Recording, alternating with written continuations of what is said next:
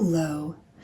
When you are ready to close off the tips of your mittens, the top of the hand and the tip of the thumb, or where the stitches came off your needles at the very last part of your project, then I can show you how to do that. You will need a darning needle and a pair of scissors, and then separate out your tails so you know where they're coming from. Here we have the tail at the base of the thumb, which we will do later. So let's move that out of the way. Then we'll do our thumb tip and our mitten tip. I like to start with the tip of the mitten. We'll put that tail onto our darning needle.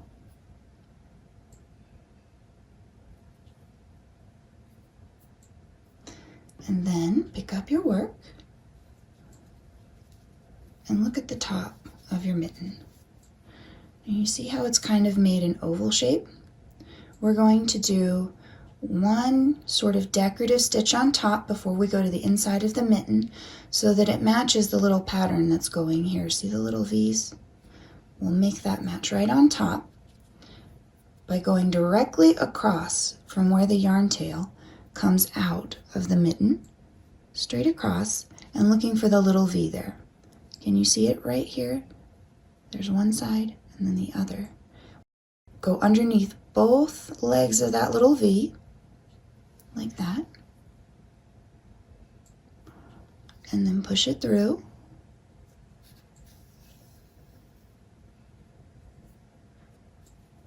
And then to finish the other side of the V, we've made one leg.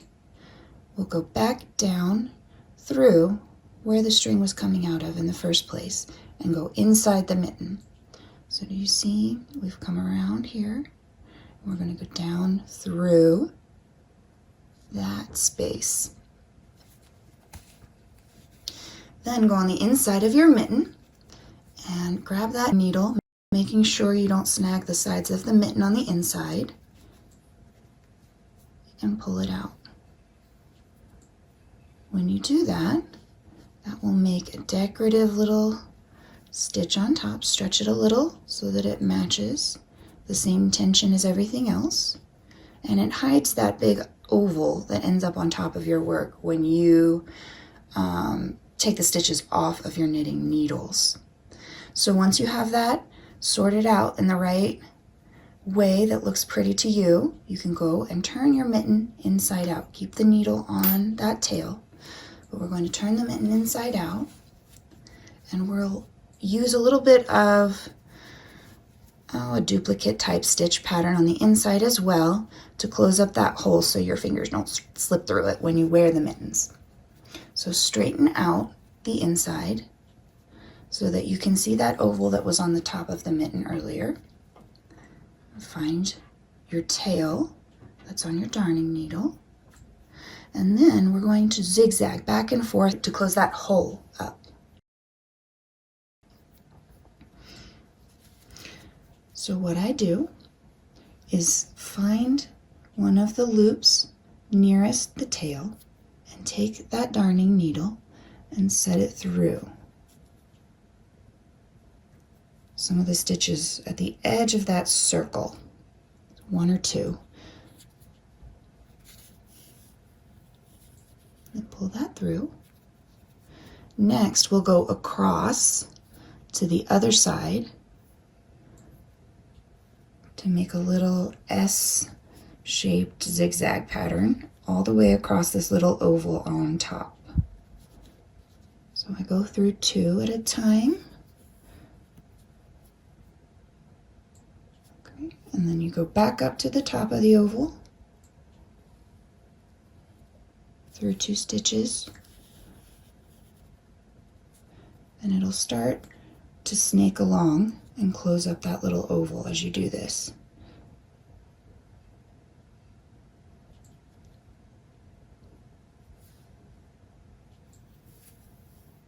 Oops, and don't get tangled like that. If you do, go right back through so that it's smooth along the top.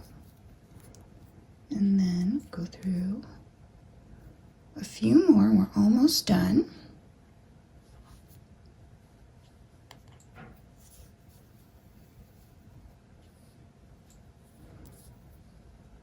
And this will be the last little bit that we snake through. And it gets rid of that little oval. It's very tight and you're not going to have any little fingers slip through the hole. Now at this point you could weave it in a little bit more in duplicate stitch, or what I do is make a little knot. So I'll take that tail off my darning needle and I'm going to split the plies on the tail here.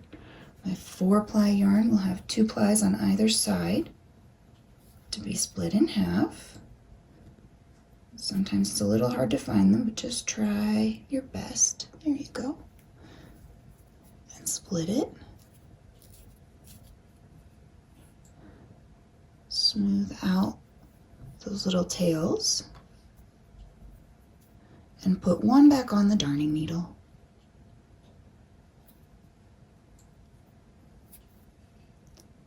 And then we'll go back and tie this in just around one stitch, the one that it's coming out from. So we'll wrap it around.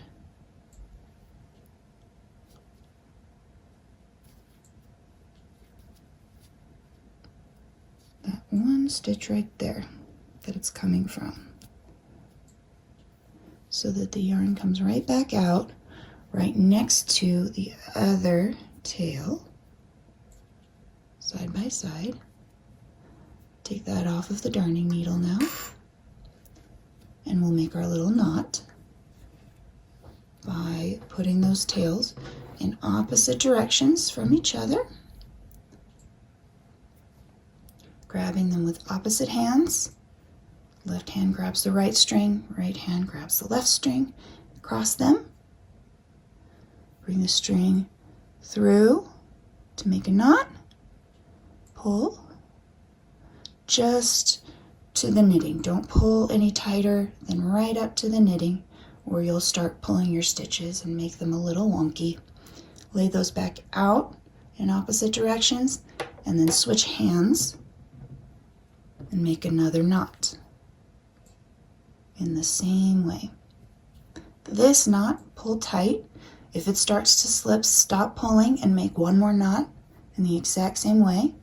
If it doesn't slip and you can pull really tight, pull it as tightly as you can to secure it in place, and then start trimming off those 2 little ends. As close as you can to the knot without cutting the knot or your work.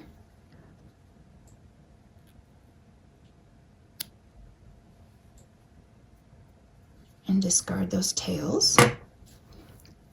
Gently tug on your work a little bit to make sure everything is secure. And then turn your work right back to the right side. Inspect the top and make sure it looks how it should. And you've closed up that hole with your yarn tail. And we can do the thumb next. And to weave in the tail on our thumb, we'll just pick up that darning needle, put it on the tail that comes out of the thumb,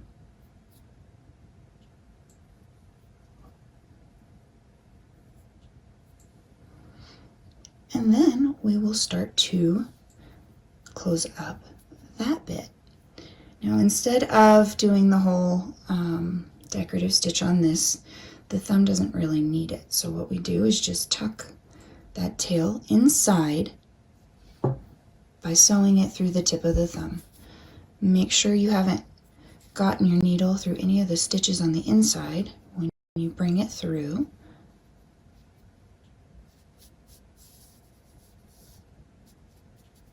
And then pull it kind of tightly just to make sure it's going to look how it should when you get it anchored in there. And then turn your glove inside out. You don't have to do the entire glove, just the thumb is fine at this point.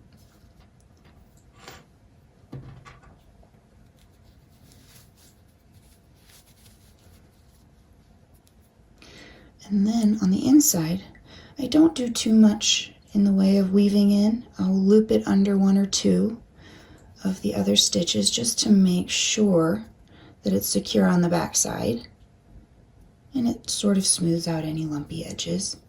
And then I'll go ahead and make my tiny knot. If you're not going to use a knot, then you should weave in duplicate stitch for several rows or stitches. But here I will add my knot. So I'm going to take that tail off the knitting needle, and I'll split the plies like I did with the top of the mitten, right in half, 2 on each side. Do that gently because the string will break if you pull too hard. And then we will straighten it out and put 1/2 of that tail back onto our darning needle.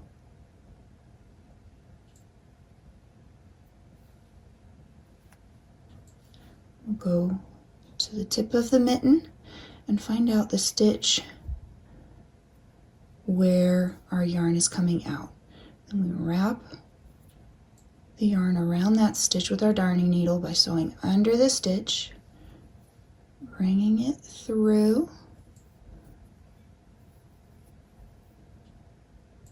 and then you can take the tail off your darning needle and make your knot. So lay the 2 strings in opposite directions, grab them with your opposite hands, and make a small knot. Don't pull too tight, just right up to the network here. Lay them back down and switch hands to make the same knot.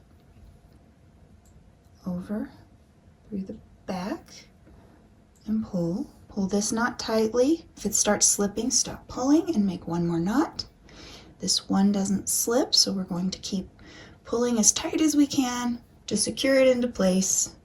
And then I'll bring in my scissors and clip off both of those little tails as closely to the knot as I can get them.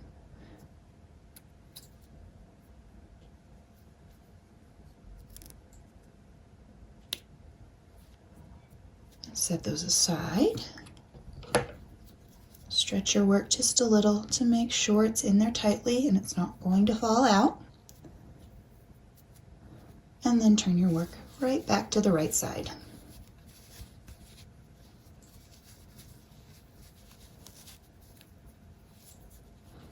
Stretch that thumb just a little bit to sort of start blocking that tip into place.